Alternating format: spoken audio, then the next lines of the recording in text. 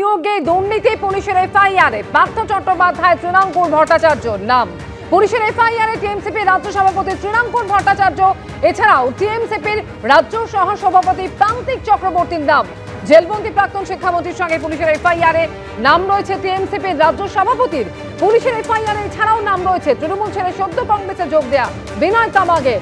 এছাড়াও হাবড়া পুরসভার তৃণমূল কাউন্সিলর বুবাই বসু। পুলিশের এফআইআরে নাম রয়েছে দেবলীনা দাস নামে আরো একজনের, অর্থাৎ মোট 7 জনের নাম রয়েছে। বিধাননগর উত্তর থানার এফআইআরে স্কুল শিক্ষা দপ্তরের ডিআই দানগোবিন্দ সরকার, তারও নাম রয়েছে। হাইকোর্ট সিবিআই অনুসন্ধানের নির্দেশ দিতেই তড়িঘড়ি পুলিশের এফআইআর। রহস্যজনক চিঠি নিয়ে হাইকোর্ট সিবিআই অনুসন্ধানের নির্দেশ দেয় এবং তারপরই তড়িঘড়ি এফআইআর। রাজ্য পুলিশের যে এফআইআরে নাম রয়েছে 7 জনের, পার্থ চট্টোপাধ্যায় প্রাক্তন শিক্ষামন্ত্রী পার্থ চট্টোপাধ্যায় সহ নাম রয়েছে তৃণাঙ্কুর ভট্টাচার্য, রয়েছে প্রান্তিক চক্রবর্তীর নাম। এছাড়াও নাম রয়েছে হাবড়া পুরসভার তৃণমূল কাউন্সিলর বুবাই বসুর। কৃষ্ণেন্দু অধিকারী কথা বলবো, আমাদের প্রতিনিধি রয়েছেন এই মুহূর্তে আমাদের সঙ্গে। কৃষ্ণেন্দু, বিধাননগর উত্তর থানা কেন এফআইআর করেনি অভিযোগ পাওয়ার পর? এই প্রশ্ন তুলেছিল আদালত। একই সঙ্গে রহস্যজনক চিঠি নিয়ে সিবিআই অনুসন্ধানের নির্দেশ দেওয়া হয় এবং তারপরেই তড়িঘড়ি এফআইআর রাজ্য পুলিশের, যেখানে প্রাক্তন শিক্ষামন্ত্রী সহ 7 জনের নাম রয়েছে। কৃষ্ণেন্দু, একদমই তাই। পুলিশ এর নিষ্ক্রিয়তা একদম চোখে পড়ার মতো এবং আদালতের নির্দেশের পর সিবিআই অনুসন্ধান নির্দেশের পর তড়িঘড়ি করে সেই পুলিশই যাদের বিরুদ্ধে নিষ্ক্রিয়তার অভিযোগ উঠছিল সেই পুলিশই তড়িঘড়ি করে এফআইআর করছে শাসক দলের নেতা মন্ত্রীদের বিরুদ্ধে। 7 জনের বিরুদ্ধে এফআইআর করা হয়েছে, যার মধ্যে তৎকালীন শিক্ষামন্ত্রী অর্থাৎ 2019 সালে যখন ঘটনা ঘটেছিল সেই তৎকালীন শিক্ষামন্ত্রী পার্থ চট্টোপাধ্যায় ছাড়াও বিনয় তামাং আছেন, যিনি কংগ্রেসে যোগ দিয়েছেন তৃণমূল থেকে। এমনকি পার্থ চট্টোপাধ্যায় ছাড়াও তৃণাঙ্কুর ভট্টাচার্য তৃণমূলের রাজ্য সভাপতি রয়েছেন, প্রান্তিক চক্রবর্তী তৃণমূল ছাত্র পরিষদের সহসভাপতি আছেন এবং আরো কয়েকজন আছেন এবং ডিআই এর নামও আছে। এবং যেটা স্কুল শিক্ষা দপ্তর সূত্রে খবর যে 28 ফেব্রুয়ারি 2024 তখন স্কুল শিক্ষা দপ্তরের তরফে একটা চিঠি জমা দেওয়া হয়েছিল এই থানাতেই এবং সেখানে এফআইআর করতে বলা হয়েছিল। ফেব্রুয়ারি মাসে যেখানে স্কুল শিক্ষা দপ্তর এফআইআর করতে চিঠি দিচ্ছে, অভিযোগ জানাচ্ছে, সেই এফআইআর আজকে করা হচ্ছে এবং তাও আদালতের চাপে পড়ে আদালতের নির্দেশে।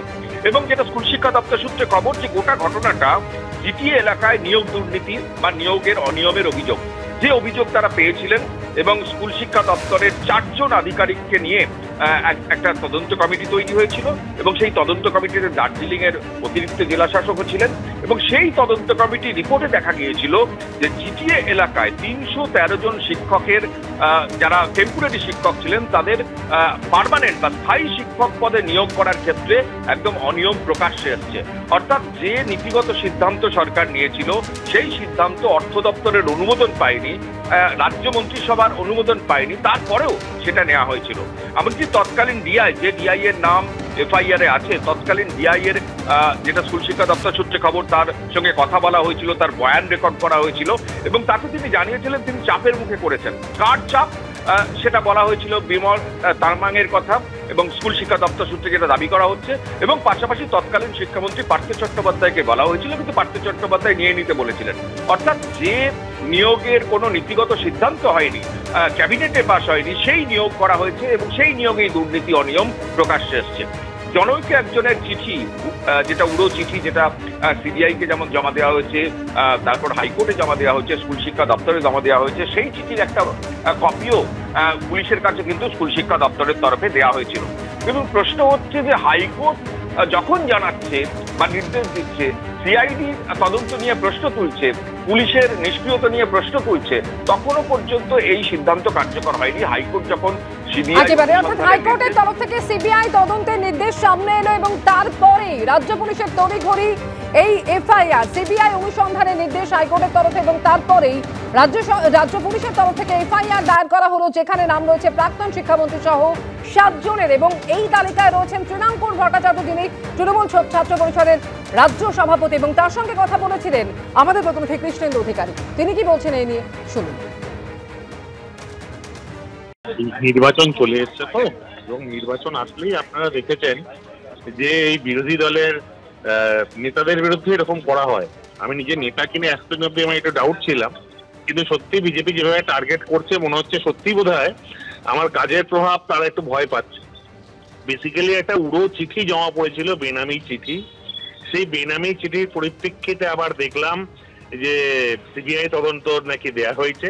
শ্রীরামপুর বিজেপির কথা বলছিলেন আপনি, বা বিরোধীদের ওপর আক্রমণের কথা বলছিলেন। প্রসঙ্গত বলে রাখি, বিধাননগর নর্থ থানা, বিধাননগর উত্তর থানা এটা কিন্তু এফআইআর হিসেবে ট্রিট করছে রাজ্য পুলিশ। আপনি রাজ্য শাসক দলের ছাত্র সংগঠনের নেতা না, তবে তো বলতে হয় যে নিশ্চিতভাবে যদি কোনো তদন্ত, যদি আপনার কথা অনুসারে সত্যি হয়ে থাকে এই ঘটনাটা, তবে বলতে হবে নিশ্চিতভাবে যে আমাদের সরকার নিউট্রাল। যদি সত্যিই কোনো রকম তদন্তের মুখোমুখি আমায় হতে হয়, আমি বলছি 100% যখন যেখানে যেভাবে যেতে বলবে সেখানে আমি যাব। কিন্তু আমি ছাত্র রাজনীতি করি এবং সেটাই আমার সীমাবদ্ধতা। এমন কোনো কিছুর সঙ্গে আমার দূর দূরান্তে যোগ নেই। শুধুমাত্র নয়, শুধুমাত্র ফাঁসানোর জন্য, অ্যালাইন করার জন্য, যেই হয়তো সুনাম অর্জন করেছি এই অল্প কদিনে, সেটাকে হয়তো অ্যালাইন করার জন্য করছে। তবে আমি প্রস্তুত। ইলেকশনের আগে এইগুলো করে হয়তো আমাকে মেন্টালি বা ফিজিক্যালি ডিস্টার্ব করার চেষ্টা চলছে বা সময় ব্যয় করার চেষ্টা চলছে, কিন্তু যাই হোক, এটা কোনোভাবেই তৃণমূল কংগ্রেসকে আঘাত করা যাবে না এবং এটাই কোনোভাবেই আমাকে কোনো রকম ভাবে ফাঁসানোর চেষ্টা যদি করা হয় সেটা ব্যর্থ হবে।